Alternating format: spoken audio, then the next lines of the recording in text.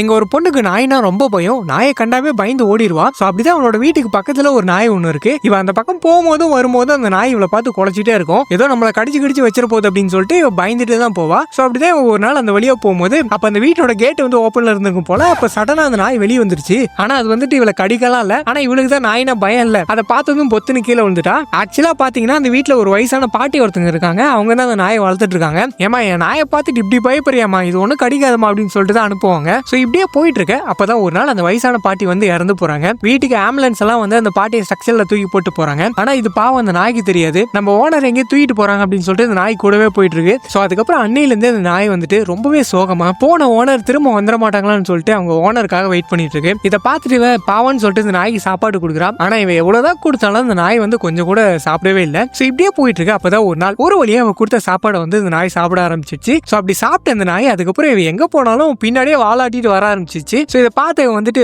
Okay இதுக்கு மேல நாமளே இந்த நாயை வளர்க்கலாம்னு சொல்லிட்டு இந்த நாயை இவளோட வீட்டுக்கு கூட்டு போயிட்டு இதுக்கு ஓலியங்னு சொல்லிட்டு பேரெல்லாம் வச்சு டெய்லி இந்த நாயை குளிப்பாட்டுறதுன்னு 2 பேர் சேர்ந்து ஜாலியா விளையாடுறதுன்னு ஜாகிங் போறதுன்னு படிக்கிறதுன்னு சொல்லிட்டு இவ எங்க போனாலும் இந்த நாய் கூடவே வரும். இவ டெய்லி வேலைக்கு போகும்போது இந்த நாய் இவ்வளவு பஸ் ஸ்டாப் வரைக்கும் வந்து டிராப் பண்ணும். அதுக்கப்புறம் சாயந்தரம் 5 மணி ஆனா போதும் இந்த நாய் டான் பஸ் ஸ்டாப்ல வெயிட் பண்ணிட்டு இருக்கும் வரத்துக்காக. இவ வந்ததே இவளை கூட்டிட்டு வீட்டுக்கு போயிடும். சோ இப்படியே இவங்களோட லைஃப் வந்து ரொம்பவே சந்தோஷமா போயிட்டு இருக்கும் போது தான் அப்பதான் ஒரு நாள் ஒரு சம்பவம் நடக்குது. அது என்ன அப்படின்னா ஒரு நாள் இவ வேலையெல்லாம் முடிச்சுட்டு வந்து பஸ் ஸ்டாப்ல பாக்குறா. பார்த்தா இன்னைக்கு இவளோட நாயை காணோம். எங்க போயிருக்கோம் அது அப்படின்னு சொல்லிட்டு இவ தேடி பார்க்கும்போது தான் அப்ப அந்த வழியா போன ஏதோ ஒரு கார் ஒண்ணு இவளோட நாயை அடிச்சிட்டு போயிருக்கு. சோ இதை பார்த்துட்டு இவ கதறி அழறா. உடனே நாயை தூக்கிட்டு ஹாஸ்பிட்டல் ஓடுறா. அங்க போய் பார்த்தா இவளோட நேரமோ என்னவோ ஒரு ஹாஸ்பிட்டல் கூட ஓப்பன்ல இல்ல. சோ உனக்கு ஒண்ணு ஆகாதுடா, நான் இருக்கேன்டா, நான் உன்னை காப்பாத்தனான்னு சொல்லிட்டு இவ கதறி அழ. அப்ப அந்த நாயை வந்துட்டு சாக போறதுக்கு முன்னாடி இவளோட இருந்த அந்த சந்தோஷமான மெமரிஸ் எல்லாம் நினைச்சு பார்த்துட்டு கடைசியா அதோட கண்ணை மூடி அங்கேயே இறந்து போகுது. சோ உங்களுக்கு டாக்ஸ் பிடிக்கும் அப்படின்னா மறக்காம ஒரு லைக் கொடுங்க. ஆனா உங்க லைஃப்ல ரொம்ப நீங்க மிஸ் பண்ற அந்த டாகோட பேரை மறக்காம கமெண்ட் பண்ணுங்க.